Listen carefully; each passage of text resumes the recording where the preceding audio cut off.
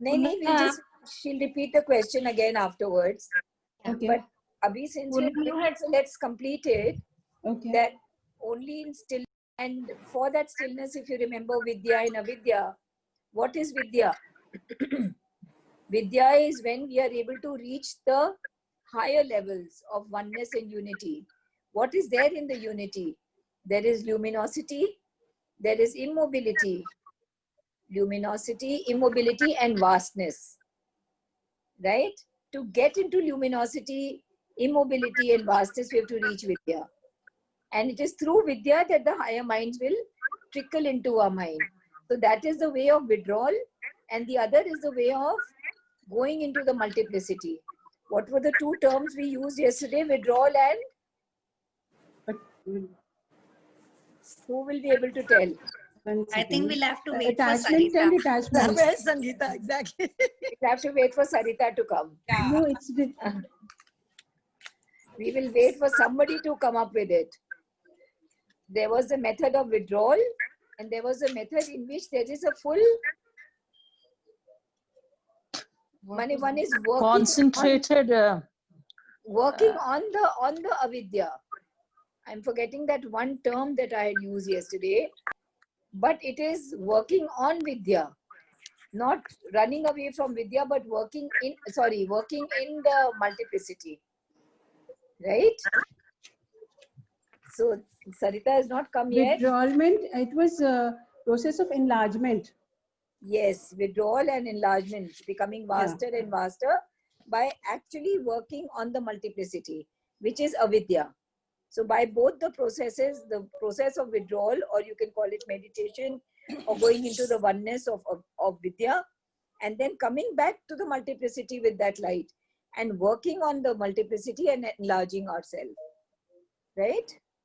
So that is karma yoga, actually doing karma as a yoga. So yeah, I mean, to juxtapose one idea on the other is not always correct. like when we think about Gita, I mean, I always go back to Gita, so that has become more of a Yeah, reference point. reference point, exactly. Not necessarily karma yoga, because karma yoga means that whatever karma we are doing, we are uniting it with the divine. Every little, from the most mundane, most unimportant seemingly unimportant karma to the most important karma, that karma must be offered to the divine. We must invite the divine into the karma and not be worried about what's going to be the fruit of that karma, but inviting the divine's will into the karma, and then doing the karma is karma yoga, right? And this is the two-pronged process of withdrawal into vidya and then enlargement into avidya. So they are not really the same. Om Purnamada Purnamida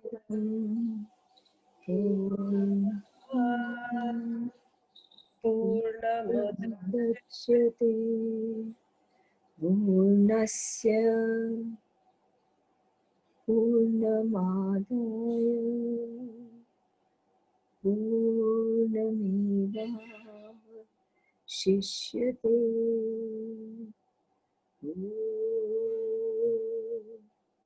Shanti, Shanti, Shanti.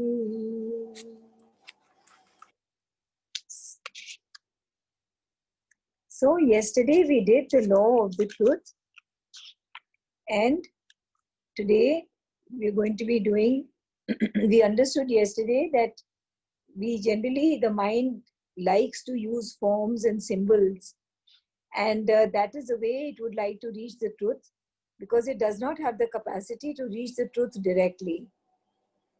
And today the section is called the fulfillment of Surya in man. I'll give you a little gist of it right in the beginning.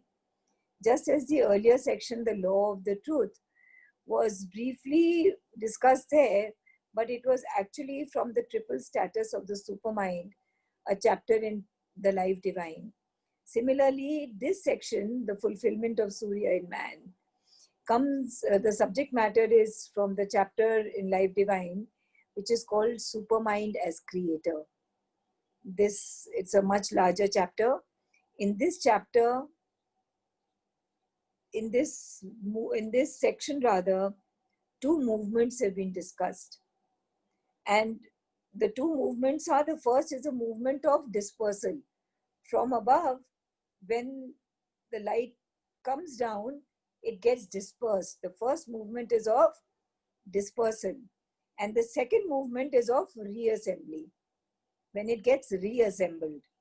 Now, let's take a few examples. When we see a firecracker, when a firecracker explodes in the night sky, first it's all assembled inside the firecracker, the entire potentiality to explode. And when it explodes, the sparks move outwards. And is there any control of the firecracker on the sparks after that? The cracker has no more any control on it, right? The sun, from the sun, the rays come out, and the rays are independent and they come down, right? Now, in the case of the supermind, in the case of Surya, Vijnana, call it what you may, the integral concentration of consciousness, what happens? What happens is that the central agency, even after it sends its rays out, it is in total control. It allows, by its own control, it allows the rays to be dispersed at the level of overmind. But even after they are dispersed, there is still the central control of supermind. Supermind has complete control on it and allows the dispersal. And the Supreme Being allows each possibility to reach towards its own separate fulfillment to the utmost. But at no point in this phenomena, this supreme agency allows the light to spin out of control. In Savitri, Sri Aurobindo says, what happens when we are what we are? We want to maximize our happiness in whatever manner we can. And so we try to monopolize our own happiness. Let's get the first reference, Mona. Reference 37. Just 2 lines from Savitri. A term was set on every eager power. A term was set on every eager power, restraining its will to monopolize the world. So that's it. Even when the rays have been sent down and we have got full independence, still there is a kind of a restraint, but a restraint with a very long rope. And with that long rope, he is in control, and yet he gives us sanction to do what we are wanting to do. But there is no loss of control from the highest agency, right? Now, this is the first movement of dispersal. The second movement is that of reintegration. Reintegration into a complex, coherent, rich unity of oneness. In other words, progressively, these diverse, separate possibilities, instead of seeking their own individual fulfillments to the detriment of the rest, start complying and conforming to a single harmony, sooner or later. When we look at the world today, we may not see this.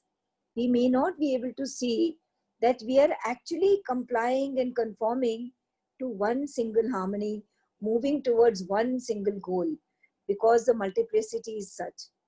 But Sri Aurobindo says, and the Isha Upanishad suggests, that even the smallest of act which may seem so far away from the divine has as its seed the divine being's will at some point. And that will gets deflected into something that is much different from what it originally is. But at its base, as its seed, it has the divine's will as its own seed, right? So in the supermind, the principle of unity or expressed unity is there. It is expressed as unity in the supermind. As it goes through the overmind, there is an unexpressed unity because it goes into becoming diverse. And then through the diversity, again, we start moving towards, from the unexpressed unity, we are all right now in the form of unexpressed unity. The unity is somewhere inside us. The Purna, the inhabitor, is inside us. The unity is inside us, but it is unexpressed in our outer manifestation. And as we start moving, evolving, moving upwards in our stages of evolution, this unexpressed unity will sooner or later start looking like the expressed unity, and it will move towards that unity. It is so satisfying to know that each one of us is actually moving towards that expressed unity. Finally, we will all move towards that expressed unity.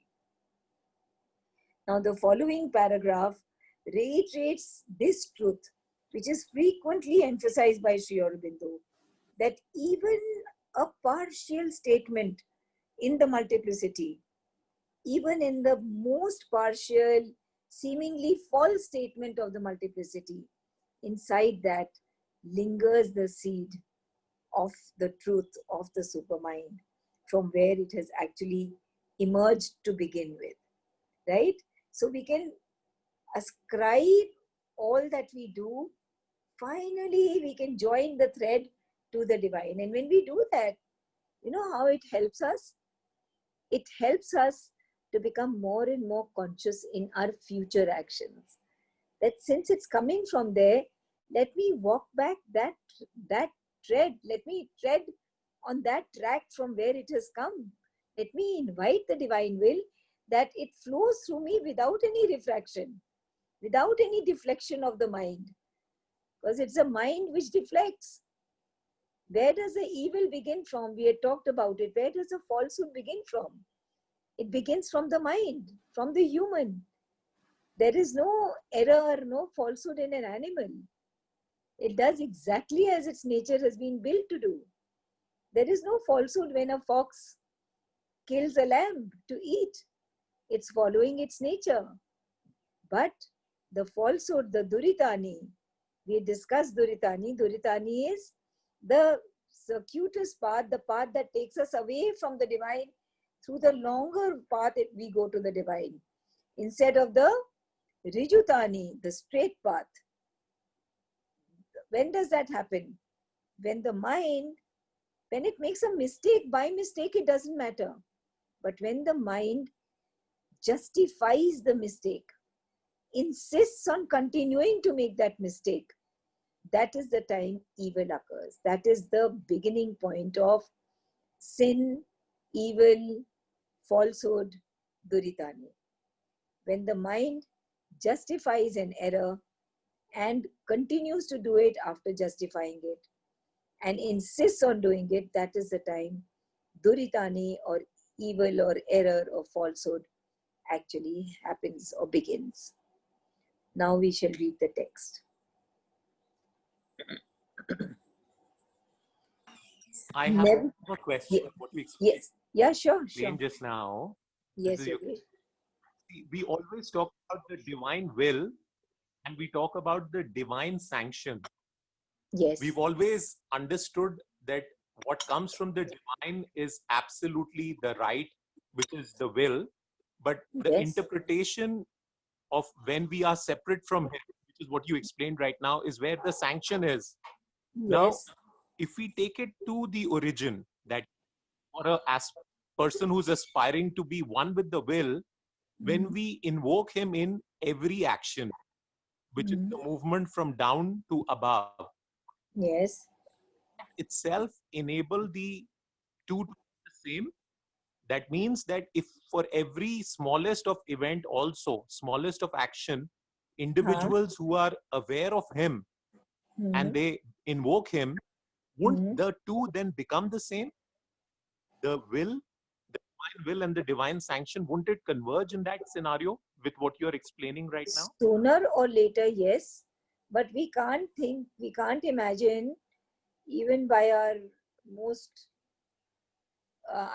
we cannot imagine that the minute I invite him into my action, from that minute, the color of the action will become the divine's will. It will not happen immediately. These things happen with the divine also has to see the sincerity of our aspiration and the continuity of our aspiration. We could have a burning aspiration now, and tomorrow my vital may take over again and say, no, this is my desire and this is what my ego desires and this I will have. So just by a sporadic invitation, it doesn't happen. It has to be a continuous stream of aspiration, a continuous sincerity in our aspiration, a continuous burning in our aspiration. And when it continues and continues, then we cannot but do the right thing.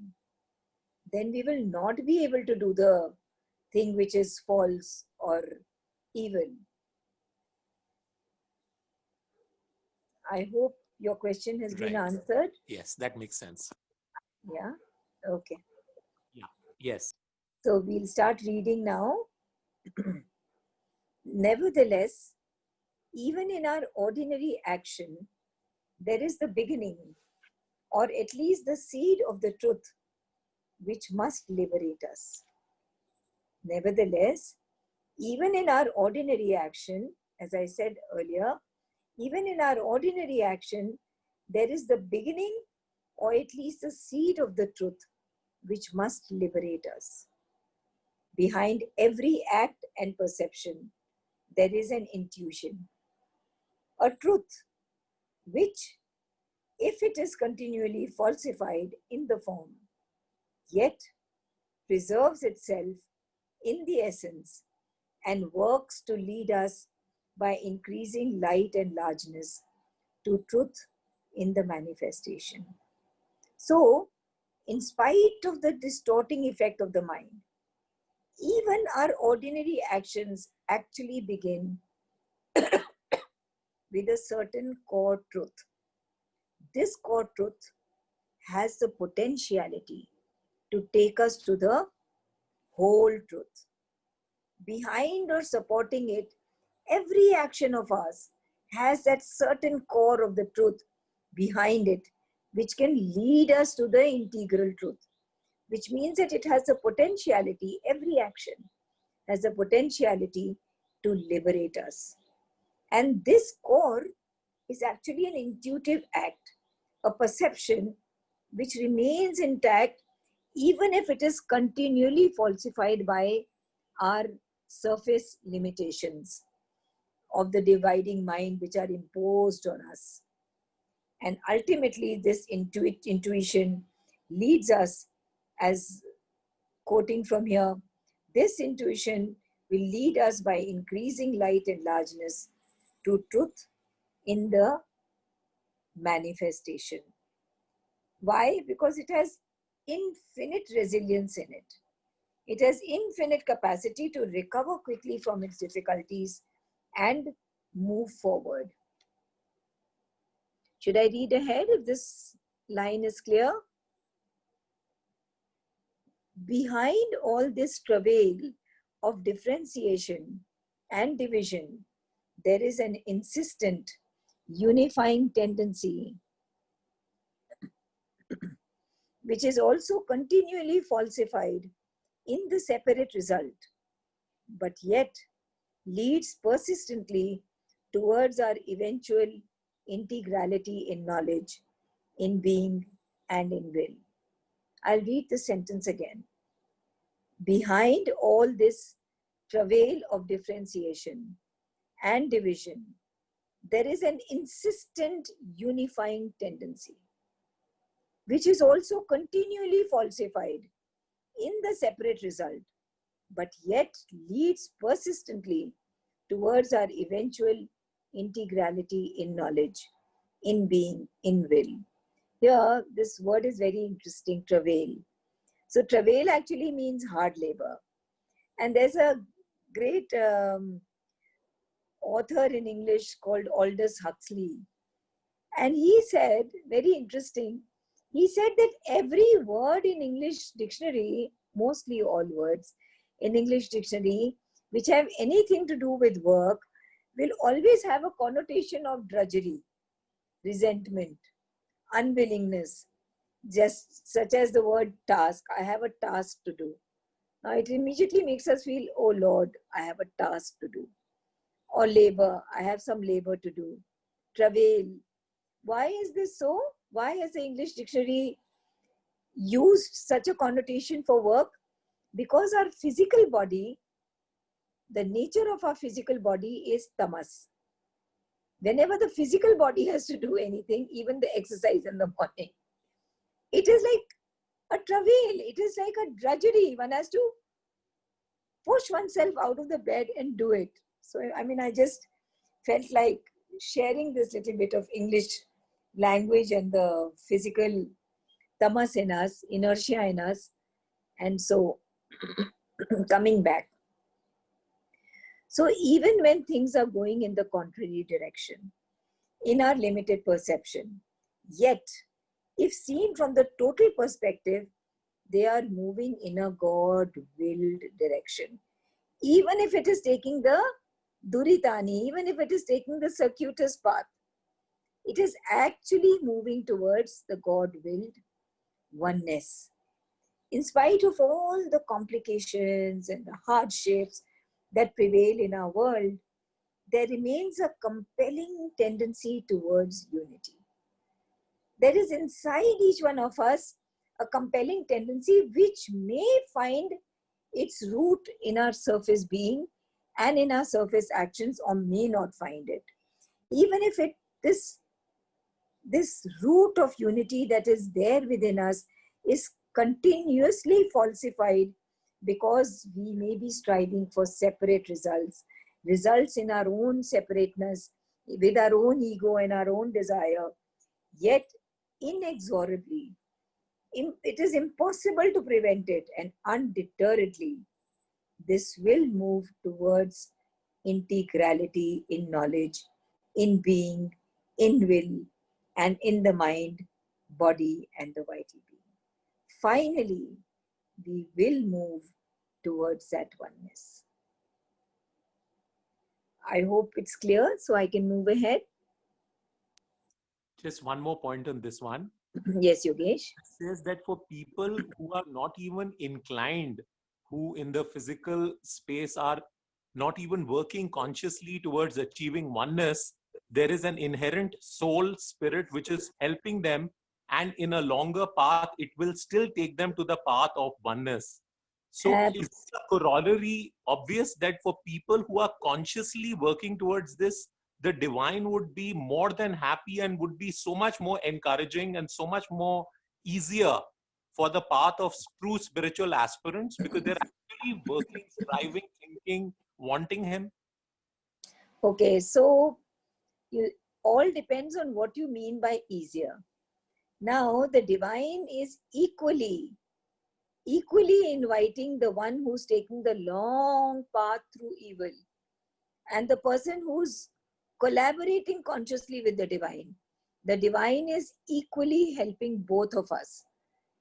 He says in the poem, who he is equally in the clod as he is in the human being. He is equal to all, and he equally invites us all.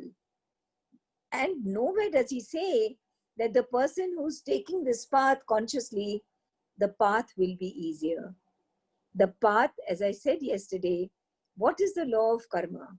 The law of karma is the law of increase. Now, if we have chosen the path of being virtuous, it does not mean that we will get the path of being happy. Because what have we chosen? We've chosen the path where I will evolve faster. Now, that is my goal. To evolve faster, I may need a difficult situation, not an easy situation. So, difficulties will come my way. But because I have chosen the path of evolution, God will be there to help me through the difficulty. But it will not necessarily be easier. If a child has chosen the path of being a really good sportsman, And he's working very hard on playing basketball, football, cricket. Early in the morning, 5 o'clock, he goes to school and does everything. That doesn't mean he's going to get great marks. Just because he's taken the path where he is making so much effort. It is the law of increase, the law of karma. He's making an effort towards being great at sports. He's putting in all his effort. He's good at it. And he will get more opportunity to make himself better and better at sports. Right? It does not mean that his path will become easier. This Right, makes Yogesh? absolute sense. Absolute sense. Yeah. Thanks. Yeah, thank you. Surya is Pushan, fosterer or increaser. So Surya is Pushan. What does Pushan mean? Pushan means a facilitator of growth. Fosterer too means facilitator of growth. For example, we use the word foster for the role of parents. We say, he fostered me. Parents foster their child. He is also called the increaser or the agent of growth or enlargement. Surya, Pushan, fosterer, increaser. His work must be to effect this enlargement of the divided self-perfection and action of will into the integral will and knowledge. So what should his work be? To effect an enlargement of the divided self-perception and action. We have a perception and we have an action. And the work of Supermind or Surya is primarily to lead this divided mind with its hundreds of perceptions and conceptions and the truncated actions that we have of the will.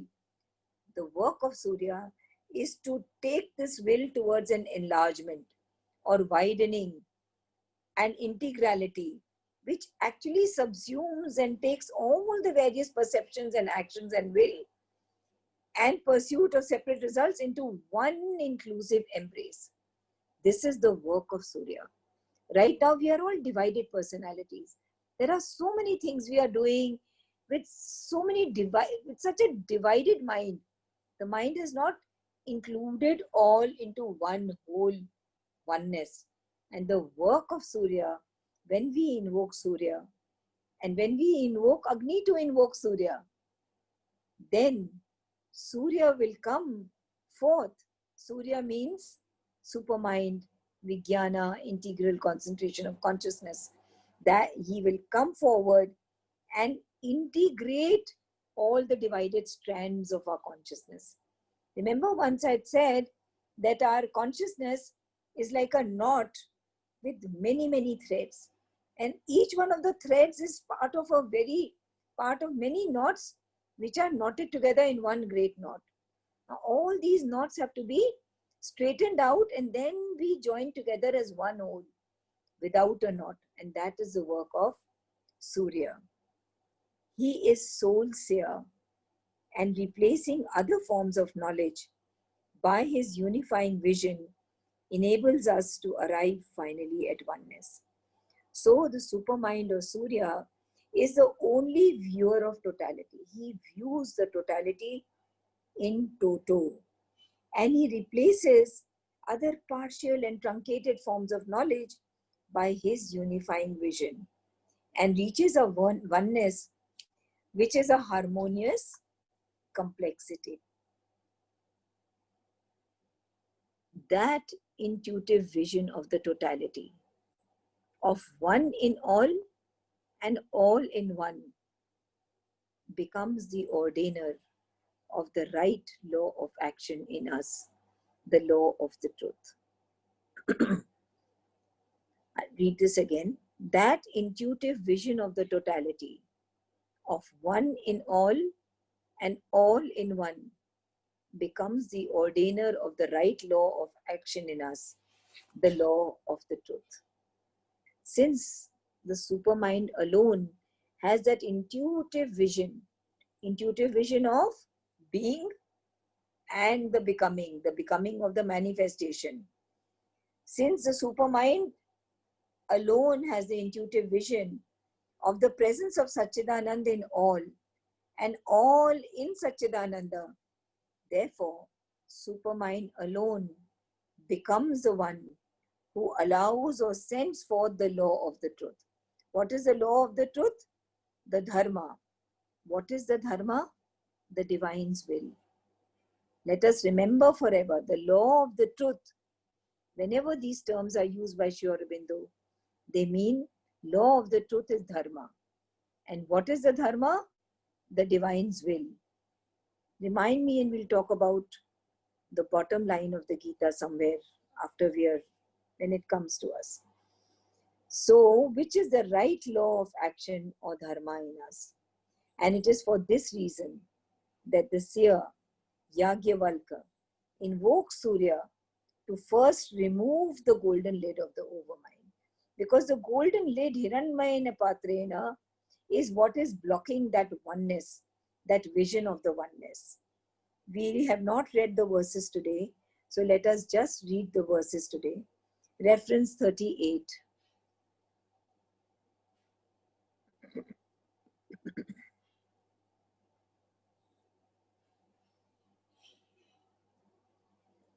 Hiranmayena Patrena Satyasya Apihitam Mukham Tattvam Pushanna Pavrinu Satya Dharmaya Drishtaye.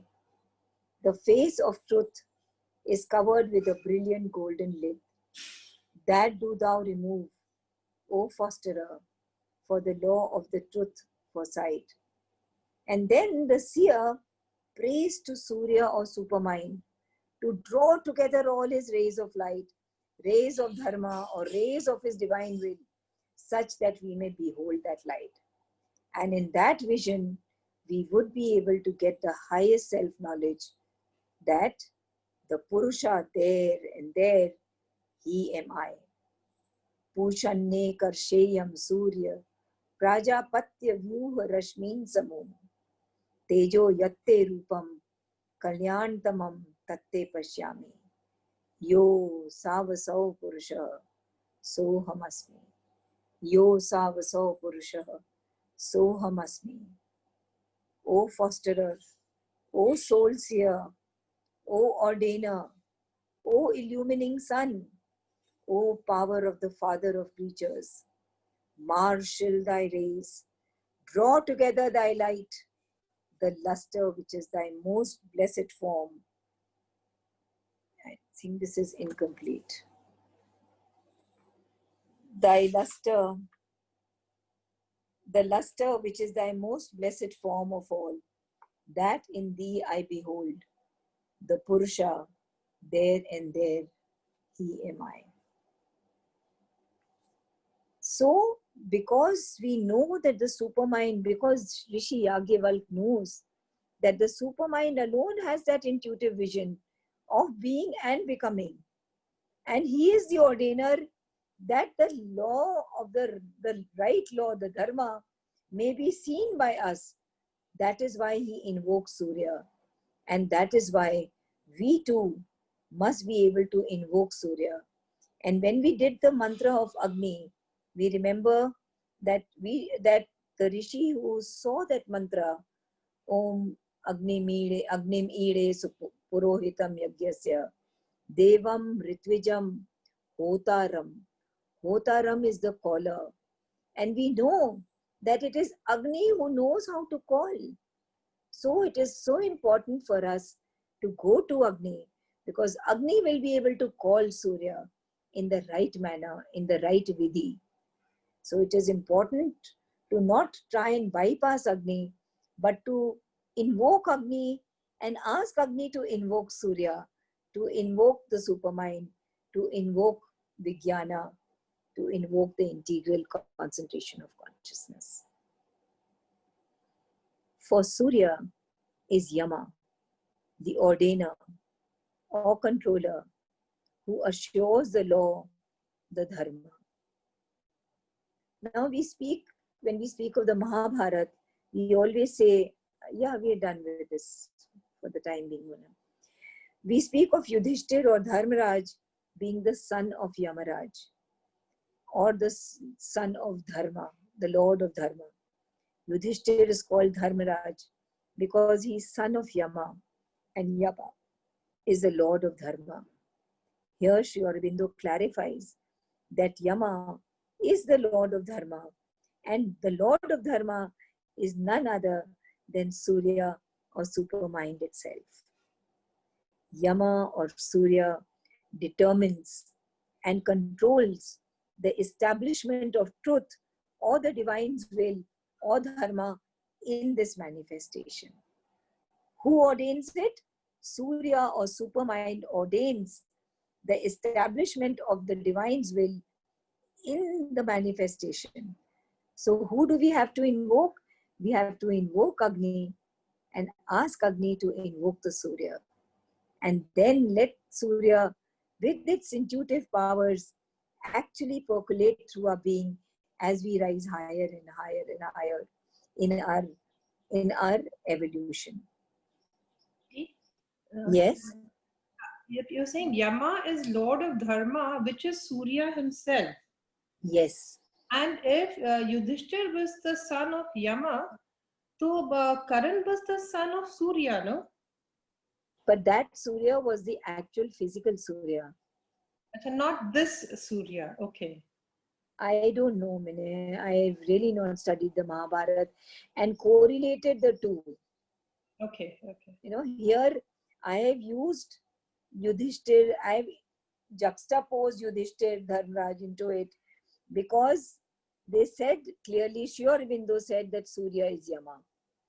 And because Dharmaraj is the son of Yama, Dharmaraj is the son of the Lord of Dharma, which is Yamaraj. So I brought him in. Okay. Yeah. Okay. Yamraj Thus, is also, beg your pardon? Raj Yes. is also death. Who's that? I can't. Archana. Yeah, Gigi. I'm saying Yamraj is also the Lord of Death, right? Lord of Death is the Lord of Dharma because even death is part of the Okay. passage of Dharma. Right? Yeah. Thus, we arrive at the fullness of action. Thus, we arrive at the fullness of action of the Illumina in us. Illumina or Antaratman or the soul. Thus, we arrive at the fullness of action of the Illumina in us, accomplish the entirety of the truth consciousness. The Illumina in us is our Antaratman, which is none other than a spark of that supreme truth or reality. This is a good time to repeat the mantra Om Purnamada, reference 39. This is where they are saying that the fullness of action can be arrived at with the help of the Illumina. Om Purnamadaha. It is reference 39. Yeah. Om Purnamadaha Purnamidam Purnat Purnamudachyate Purnasya Purnamadaya Purnamevavashishyate. So this Purna, this Illumina, this Antaratman within us is actually a portion of the divine Surya. And as complete as the Surya is, with that whole completeness, that whole totality is there in the Antaratman or the Illumina or the inhabitor within us. And we can arrive at the fullness of action of the Illumina in us. And then we can accomplish the entirety. When he talks about arriving at the fullness of action, what does it mean? It means we should be able to arrive at the fullness of action in our manifested action, in our outward action, right? We are then able to Anjali, yes, sorry. please. No, please continue. Renu, I could understand this. We arrive at the fullness of action. Could you explain it with some example? I could get it. See, when we arrive at or reach identification with the Illumina within us, when we reach an identification with the Atma inside us, when my outer being and my inner being are all one, are one, totally one, then whatever the inner being is what my outer action starts becoming. That is what we mean by identification. And when that identification is actually arrived at, then what the divine will is that has been sent out by the Surya is actually reflected in the illuminer or the Antaratman. And that very action, the divine action, the divine will manifest itself through our outer being.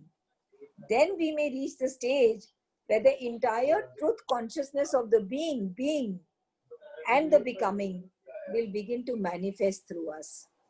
An example is that what is the divine's will at this very moment for Renu? Now, at this present moment, Renu doesn't know what is the divine's will for her. But there will come a point when when Renu's outer being starts identifying itself with Renu's inner being, and Renu's outer being will realize, I am the inner being. The day that identification becomes perfect, it becomes united, her outer being becomes united with the inner being, then the divine's will, which is known to the Surya because it is his will, and it is sent to the illuminer, who is the Surya himself, Sapurn Surya, that divine will manifest out of Renu without any fail, without any problem, without any difficulty. Okay. Yes? Yeah. Okay. Yeah? Yeah. Anjali, when you say the light, Thank you. Beg your pardon, who was that? this is Geeta? Gita, huh? Yeah, It's Geeta. like when you said that the light is uncorrupted, without Yes. any fluctuation Yes. or any this thing. It's Yes, fully yes, there, fully present. exactly. The light is actually being distorted and is distorted and coming to us. But then when our outer being includes the mind where the distortion takes place.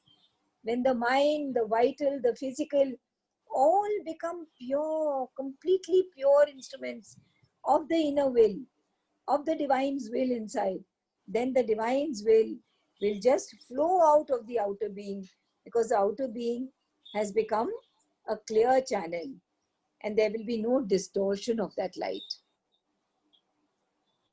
Clear, Renu? Renu, Yeah. is that Thank clear? you. Yeah. It's clear. Yeah. Thank you. Yeah. I'm there. Yeah. Okay. Anjali, may I ask something? Yeah. Yes, Thank you. GT, Anjali. Yeah. how to invoke Agni, as you said, to The other what is day, the way to? I had given you the first mantra of the Rig Veda, if you remember. Om Okay. Agnim Ire, Om Agnim Ire Purohitam No. Yagyasya. Yes. Yeah, but is there any other thing, any layman's word, like, what does it actually mean? What does it mean, ki invoke Agni? Like, we can always say in a layman's language also. In the We can layman's think, language, we can think also without even uttering it. Does it get invoked? In the layman's language, the Agni is within us, right? And we are invoking the Agni, asking Agni to burn and become larger and larger and take hold of my outer being, my outer instruments. And the more we reach out to that Agni, the more we put Samhita into the Agni, the larger that Agni will become. And we've talked about it all through our Gita days also, that whatever I'm doing, whatever I'm feeling, Yes, that you always mention, yeah. all that when it's put into the Agni becomes, the flame becomes larger and larger. Basically, it is offering Offering moment. everything and offering our negativities as much as we offer our positivities. Positivities, It's and at not the same only time working on it. Yes, it is not only offering our problems, but offering our happinesses, offering everything we are doing.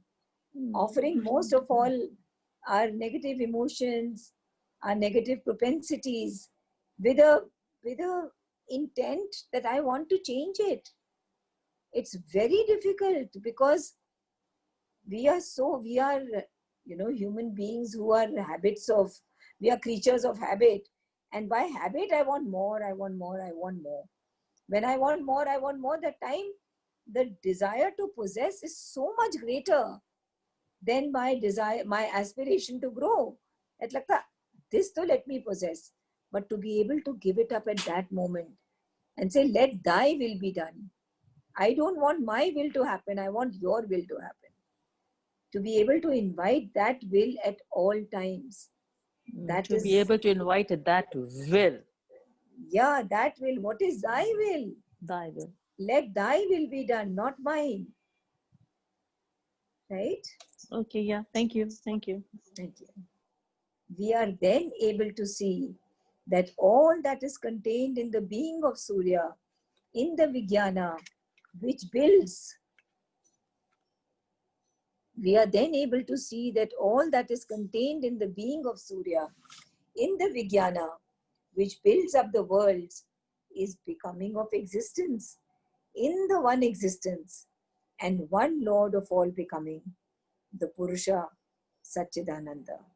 So when our identification shifts from our outer being, right now we are identified with our outer being. I am this body. I am all the emotions that I am feeling inside. I am this mind which thinks. Right now my identification is with my outer being.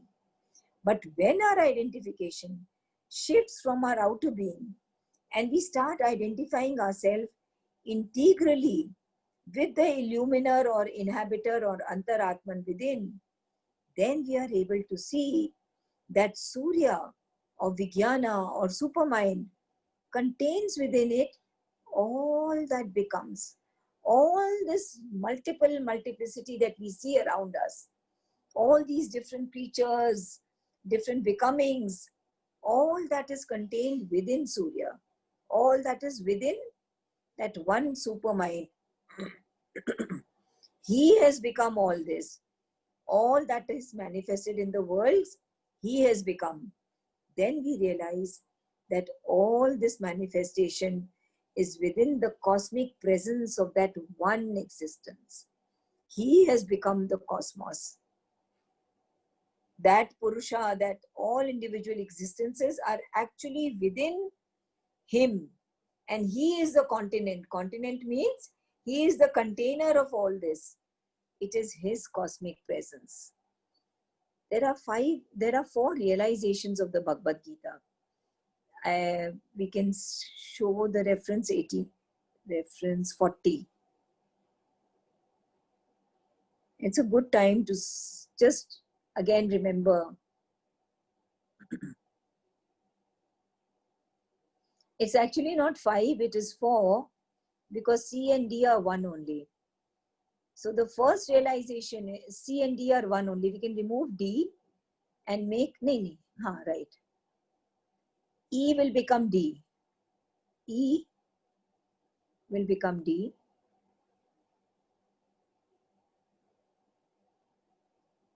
Yeah, that's part of C. Very good. Yes. So the 4 realizations of Bhagavad Gita, Bhagavad is G-A-V-A-D, doesn't matter.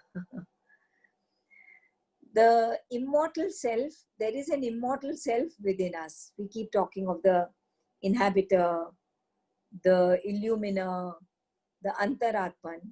So this is the individual, right? The divine is within us. The second realization, everything is within him.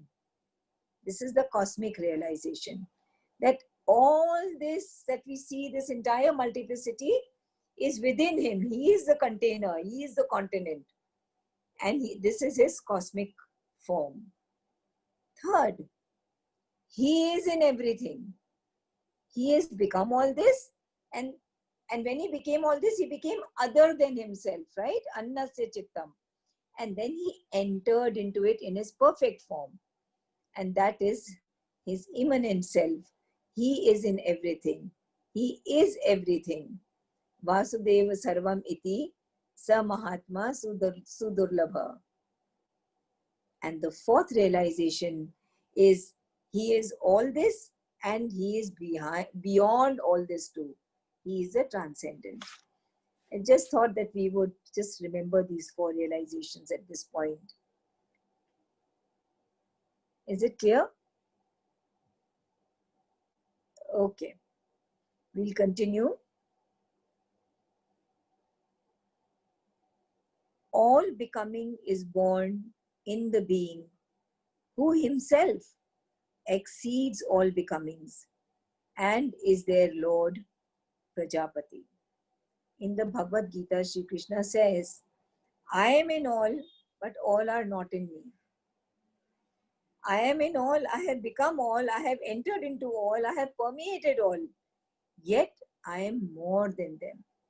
For instance, the wave is in the ocean, in the waters of the ocean. The waters of the ocean, in one way, they are in the wave. In another way, they are so much more than the wave that they can say, I am not in them. Because the waters are much more than the wave. So they are in them and yet they are not in them. The water is not in the wave. Because the water is not in the wave alone. The water is much more. I transcend them. The divine is the Lord and Master, Prajapati of the whole becoming. He is the maker of this whole becoming. All becoming is born in the being who himself exceeds all becomings. He becomes all this, but he is also transcendent. He exceeds this also and is their Lord Prajapati.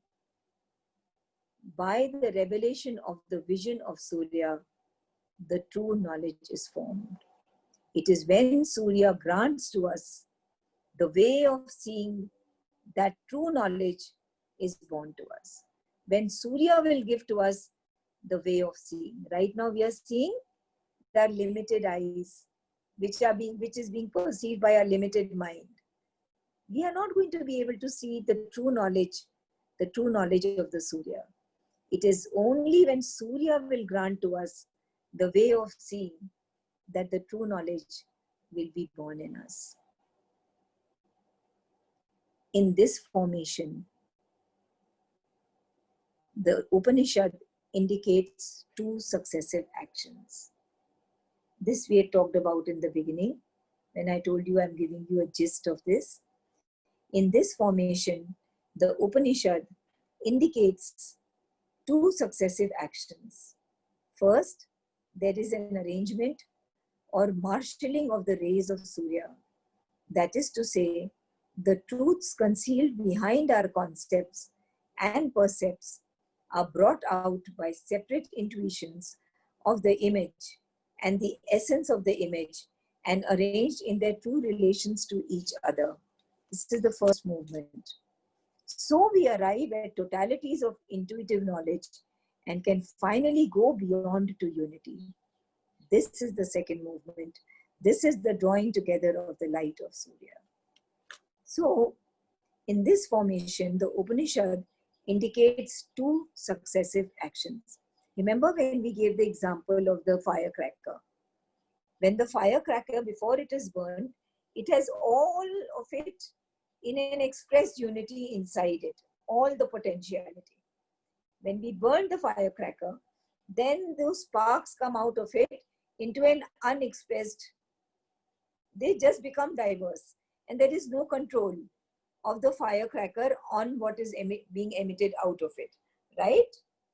So the first action of Surya is that Surya arranges or gathers together its rays based on the truth, which is hidden from our minds and its concepts and its percepts. And these rays of truth are sent forth and they are led to become more and more separate intuitions of that image of oneness and its essence. And that's the way it goes to the aspirant, that it gets divided. The first movement, there is an arrangement, a marshalling of the rays of Surya, the truth that is concealed behind the percepts, and then it is sent through and arranged in true relations to each other, and it is sent as separate intuitions. And then we see what we are. So we arrive at totalities of intuitive knowledge and can finally go back to unity. This is the drawing together of the light of Surya. In its second movement, the Surya draws its light together, makes it one wholesome whole. And when the dividing line is broken, then we are able to perceive that oneness, and it comes down as a shaft of luminosity into us. And then we reach not sporadic intuitions, but a comprehensive totality of intuitive knowledge. Then there are not one intuition comes sometimes no intuition comes, again after some time an intuition comes. Then it is not sporadic intuitions.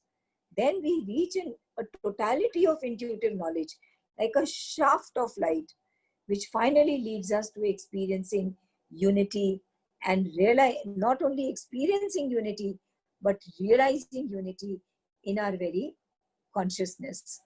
This is the result that the seer Yagyavalk is praying for and invoking Surya, that please bring together your intuitive rays and send them as one whole light, that there is no division at the level of the overmind. This double movement is necessitated by the constitution of our minds.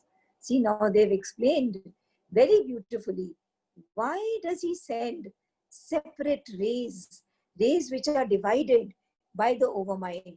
Why does he first send these separated rays? Why does he not at one go send the shaft of light? Here the reason is given. This double movement is necessitated by the constitution of our minds, which cannot, like the original truth consciousness, start at once from the totality and perceive its contents from within.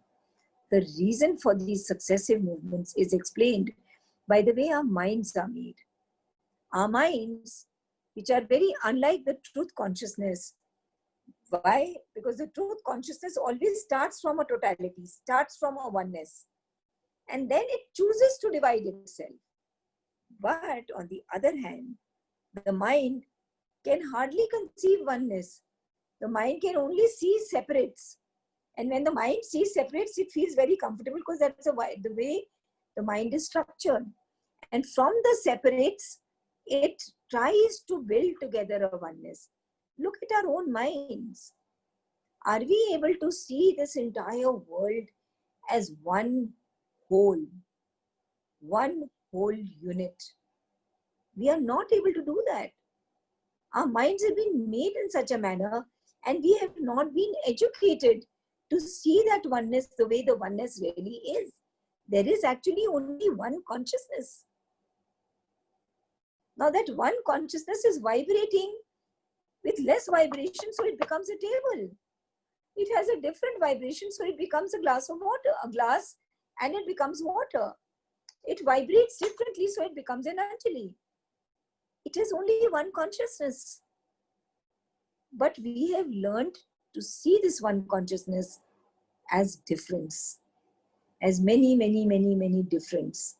And because of that, the Surya decided to send us separate rays of intuition sometimes, that slowly and steadily we may grow towards the vision of that oneness, the vision of the totality, the vision of the integral concentration of consciousness, which is the aim of our life. The mind can hardly conceive unity except as an abstraction, a sum, or a void. So, how are we able to see? Today, when we talked about that oneness, we see that oneness as an abstraction. It seems like an abstract phenomena which we can try to visualize, but we cannot experience and realize that oneness as we are today. It doesn't mean we will not be able to realize it. One day we will realize it. But today we are able to see it only as separates. The mind is able to arrive at unity as a unity which has to be constructed and viewed from outside. Now, if I'm trying to view the totality from outside, how can it be a totality? Because the totality includes me in it, right? Therefore, it has to be gradually led from its own manner to that which exceeds it. That's why the mind has to be led from a manner which is comfortable to the mind. So the Surya decided, I will send separate intuitions once in a while, rays of light, slowly and steadily, as the mind becomes clearer and becomes more and more quiet and silent, then the mind will be able to take and understand and appreciate the oneness, and then start experiencing the oneness till the mind realizes oneness. It has to carry out. Auntie, Yes, Geeta. so what is the role of drashta, the third observer? Is it that subject, object, observer? If they're put together, then is what we are talking about. As of now, because our mind can't do it, so it divides between the subject, object, and an observer. So Yeah, because we don't go to the drashta. The drashta is the soul within.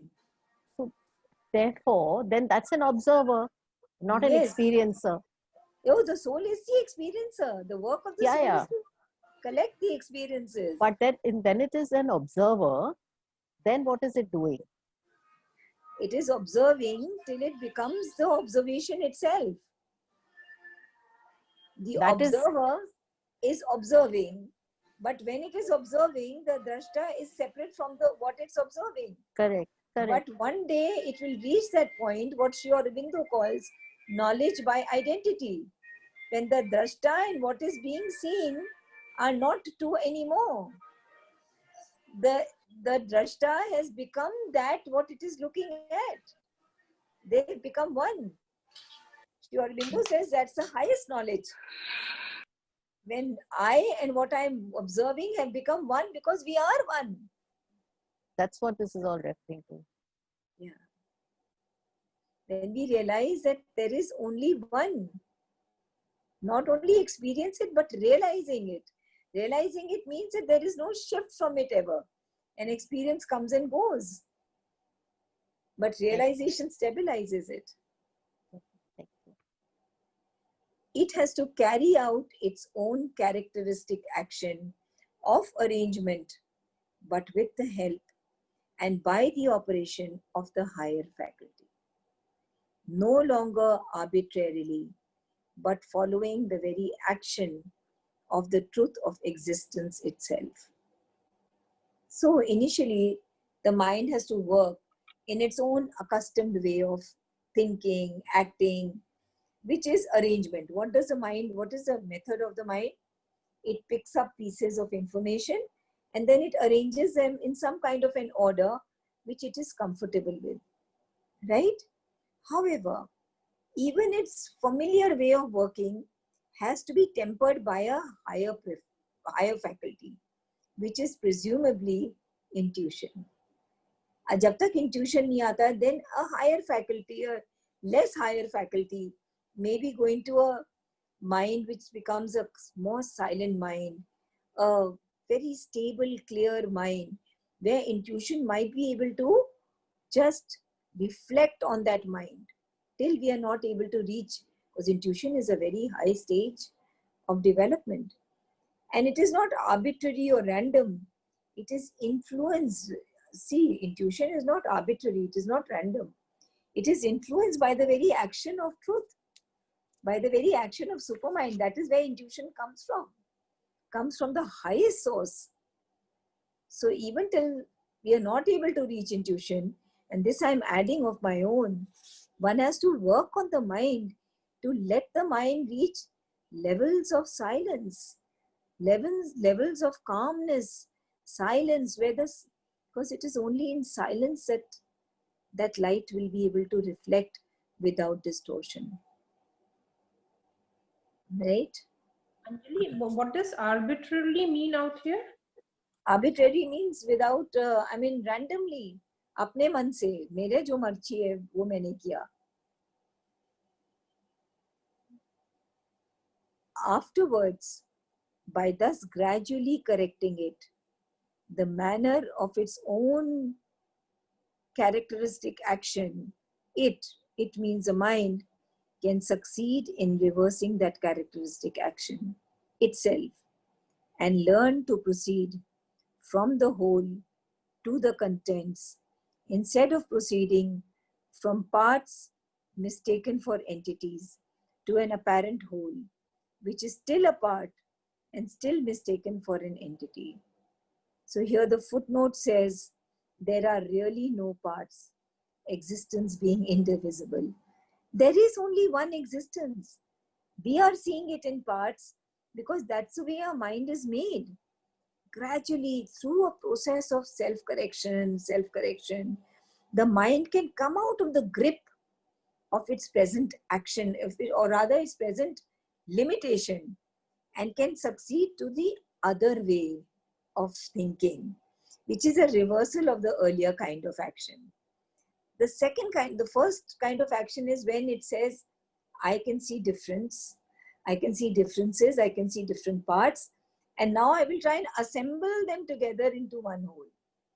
But slowly and gradually, when we work on the mind, and we invite the Agni to work on the mind, and we invite the Agni to invite the Surya, to let that other vision be sent to us as an intuition, then the second kind of action may start happening when the mind will start learning to move from the whole or the total to the constituent parts. That the mind will first see the whole, and in the whole, the mind will be able to see that the whole has become these out of its own choice, and it is one and it will remain one. And the mind will start seeing the other way around, from the whole to its constituent parts. As I said, that there is actually one consciousness. And when we look at it in that one consciousness, then we are able to let even something as simple as that, person who's living in a little vaster consciousness than one's own individualized consciousness, one is able to see very, very clearly even the little pain, that compassion that happens to one when something else, which seems like something else to normal consciousness, and someone else is in pain. For instance, I used to always give the example of Ramakrishna Paramhans, that when the bullock was being whipped, blood was coming out of his back. Now, how could that happen? He was not being whipped. But the compassion, because of the oneness, that was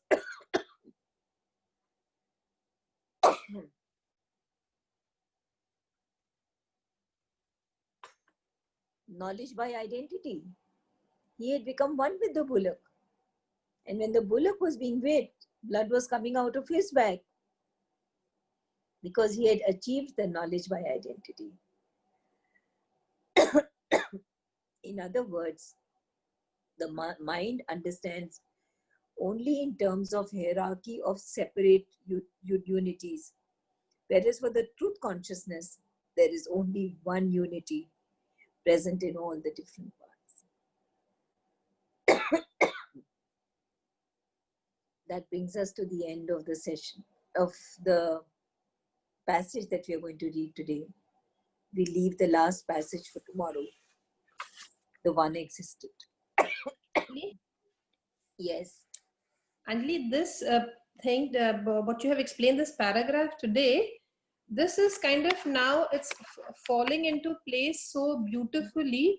The hierarchy, how we start with invoking Agni, and above there is Indra, Lord of Mind, because once we've invoked, then we need to invoke to Lord Indra to help us, organize our mind.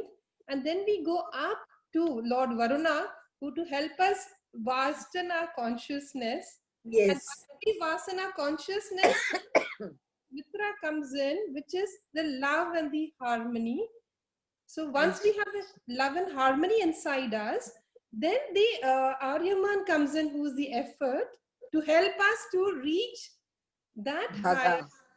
And Bhaga will help us to enjoy that highest delight. And then Yes. we reach the Surya. I mean, the whole hierarchy, now I'm understanding So how beautiful. beautifully it's moving up. It's really, really beautiful. And you've put the Very hierarchy so beautifully. Very nicely done. Can we Sarita. listen to that again, please, Anjali, what Sarita said? She put this Yes. hierarchy beautifully. Can we have that again, please, if possible? So let Sarita say it. No, Yeah. Anjali, you'll explain it much better. I'm just experiencing it, but you will explain it better. Yeah. Okay, okay. So because the mind needs to grow vaster and vaster. And so first of all, the mind has to go to the Lord of the mind, which is Indra himself. And so Sarita has said that first we go to the Lord of the mind, which is Indra. First, we invoke Agni. Acha, sorry. Yeah. Now I myself am forgetting. Huh? Thank you, Sarita. We first invoke Agni, because without Agni, nothing is possible. We invoke Agni, and we enter into that illuminator, that illumining factor which is within us, that inhabitor. And by invoking Agni, after that we invoke Indra, the Lord of the mind. When we invoke Indra, the Lord of the mind, he takes us himself to Varuna, that is vastness. Because the mind can only grow when it becomes vaster and vaster and vaster. When we become vaster and vaster, Mitra will by himself come to us. Because if we become vast, we are bound to become friendly. Mitra, harmony, love, that is bound to happen to us when we vasten our consciousness. And as we become vaster and vaster, and we go to the Lord of friendship, which is Mitra, then by itself we will make an effort to grow more in our being. And Aryaman, the Lord of effort and hard work, we will invoke him, and we will reach the Lord of enjoyment, Bhaga, who will help us to be able to hold the joy of experiencing oneness of Surya. Yeah. So this is such a beautifully said, very beautiful. Very beautiful indeed. Very nice. Very nice. Thank you, Anjali. Thank you, Sarita. Because That was Kirit beautiful. Uncle always used to say that if you want to enter into the portals of Surya, you have to be able to go to the 4 gatemen who actually protect Surya. And you cannot go to Surya unless you have fulfilled Varuna, the god of vastness, and then Mitra, the god of friendliness, then Aryaman, the god of effort, and then Bhaga, the god of enjoyment. Very nice. Thank you, Sarita. Thank you. Thank you. So we can take a few questions. We still have a lot of time. I thought it would take much longer than this, but we've been able to finish. Yesterday, the questions were very beautiful. They opened out so many things. Yesterday's was fantastic, the kind of questions that came up.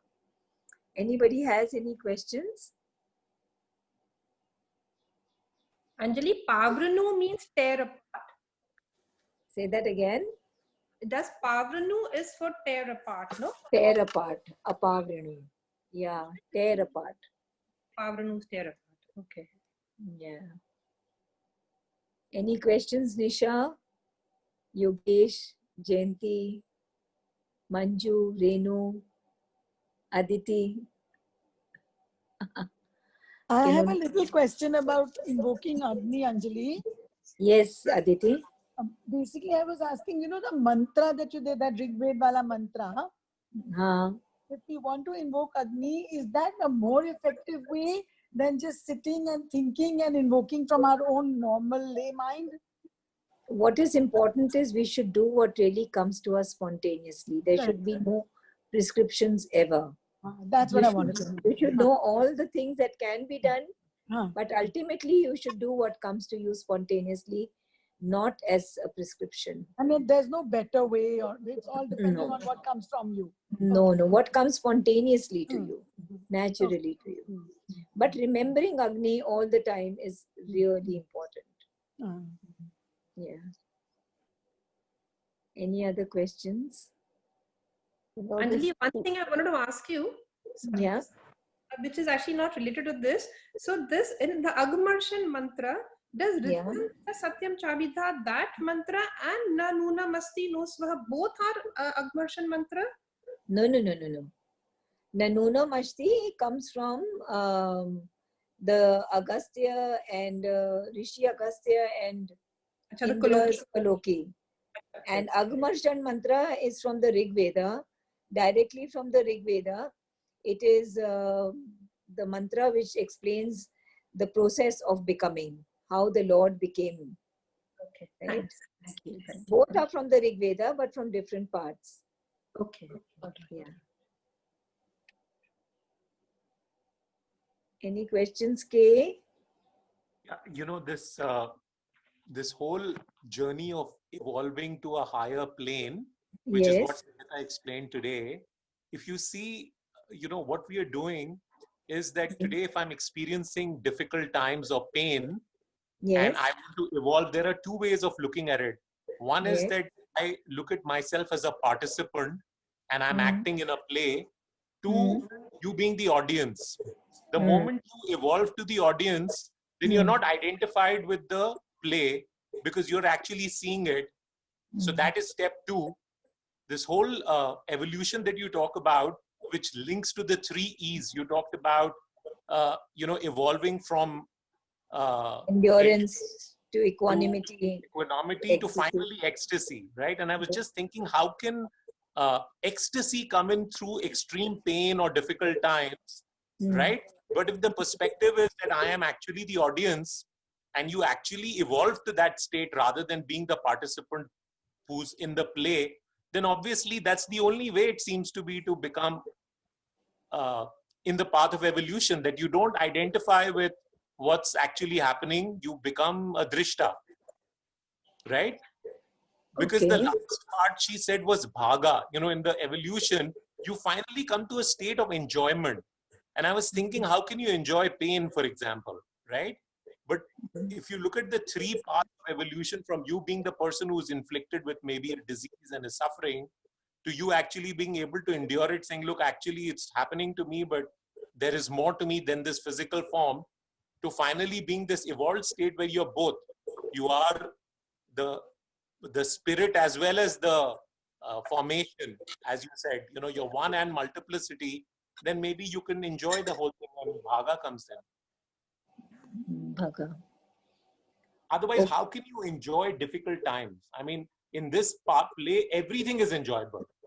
See, if it's oneness and it's only one, then pain is enjoyable, corona is enjoyable, parties and celebrations are enjoyable, everything is enjoyable, right?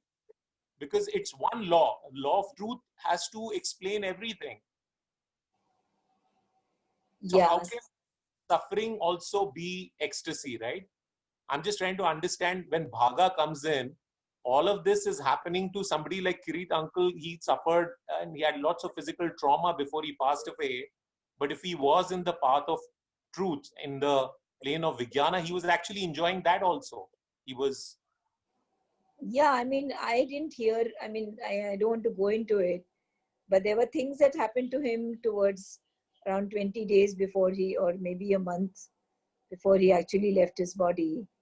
And which, if you and I would hear, we would not be able to believe it. And there was not even one. He just said that there is pain, Anjali. I feel pain, and it was unbelievable what had happened to him. But he just said there is pain. There was no screaming, yelling, crying, and that remained for 5-6 days till the doctor actually told us that the operation that he had done of the hip joint had been actually pulled out by the nurse in giving him sponging. Now the operated thigh, which had been operated, the hip and thigh, has been pulled out and he's in pain. He just said there is pain, Anjali.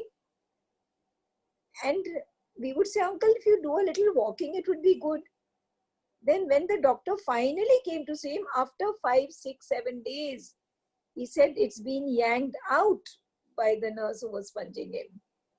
Can you imagine the excruciating pain? But when you live life as a prasada, as the divine's gift to you, then all pain too becomes something that you can just say, thank you, God.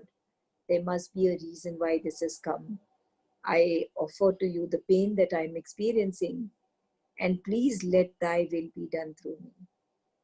And then the divine's will actually is being done through the recipient of that prasada. But the whole consciousness is to be integrally that.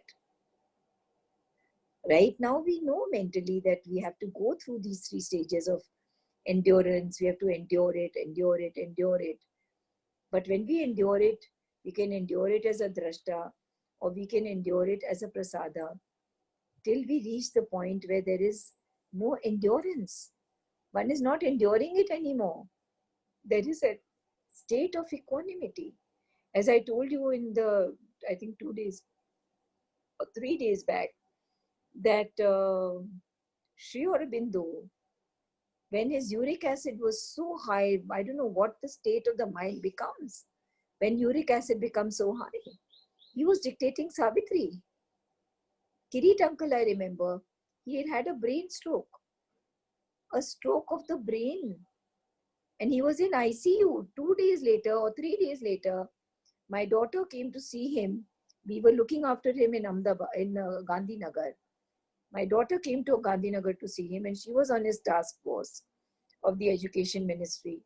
And he dictated almost 20-30 pages to her from the ICU after a brain stroke. So these things are possible once one has started living in the prasada consciousness.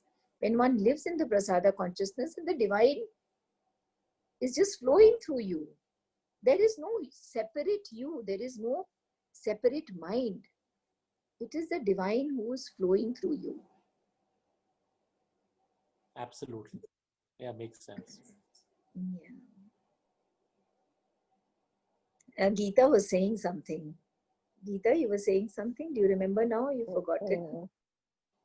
No, that time it was basically this, what reminds me, these 2 double movements. It's almost like a jigsaw puzzle. So when you see the whole together, and each piece by itself are also individual entities, and each one is that, whether you call it intuition or an action or something that needs to be done, and then everything comes together. So the whole versus the parts. Yeah. Just that vision kept coming, that it's a jigsaw. But it's so beautiful that the divine is sending us into. And the most beautiful part of whatever we've read today is that the seed of each and every action of ours, the seed of each and every circumstance that comes to us, Yogesh, the seed of every pain that comes to us, the core of that seed is that it has come from the divine. Maybe it's come by the long path, maybe it's come through other people who we may want to blame or feel that they are responsible for my pain. But the whole point is to remember that the core, the seed of everything that has happened, or everything that is happening, every action that we are taking, right, wrong, good, bad, ugly, the seed of it is the supermind. The seed of it is the divine himself. That is what is so important for us to know and remember always. Anjali, Yes, there is one thing also that I am understanding is how important what the invocations that we do before an Upanishad, how related it is to the subject of the Upanishad. Like we are doing this Om Purnamidam and we're talking all about oneness and the complete picture, the wholeness of the whole thing. When we did the Kena Upanishad, we were doing Om Sahana Bhavatu, the peace mantra, because the subject there was about the various gods coming and having the yes. yeah. So my goodness, it's amazing to understand this, the connect, how they Yeah, so it's not that the seer of Isha Upanishad picked a mantra for it to be his invocation. Yeah. That mantra was the beginning of the Isha Upanishad for him. This is what he wanted to put across.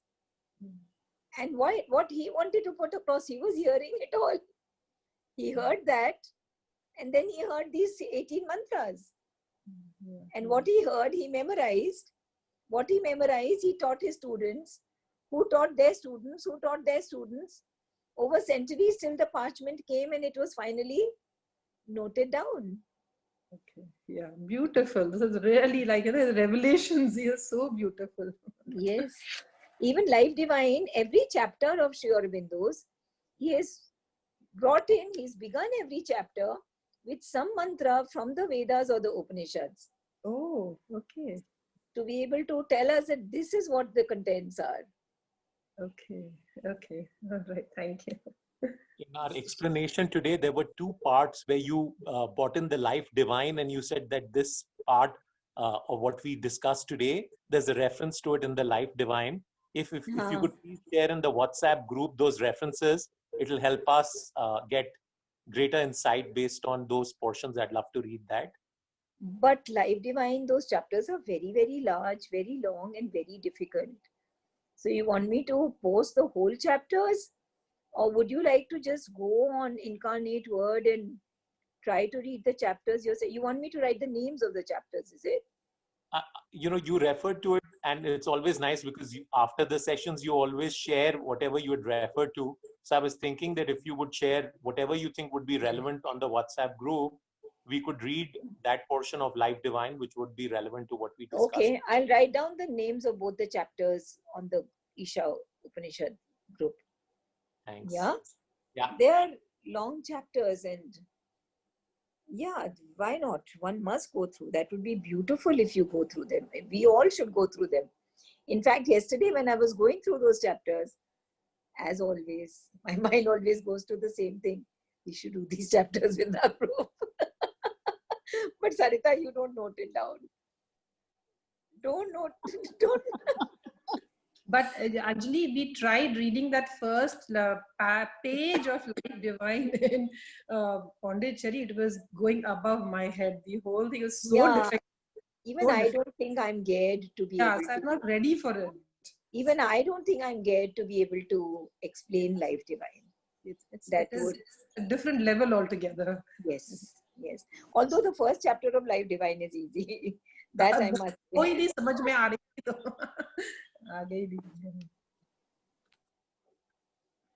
Yeah. So, any other questions? Wish we were all having coffee together. Any other questions?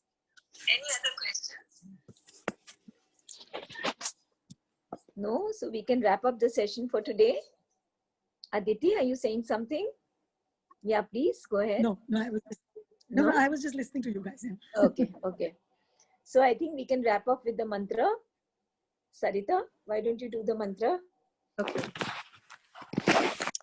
Om Purnamada Purnamidam Purnat Purnamadachyate Purnasya Purnamadaya Purnameva Vashishyate. Om Shanti Shanti Shanti Hari Om.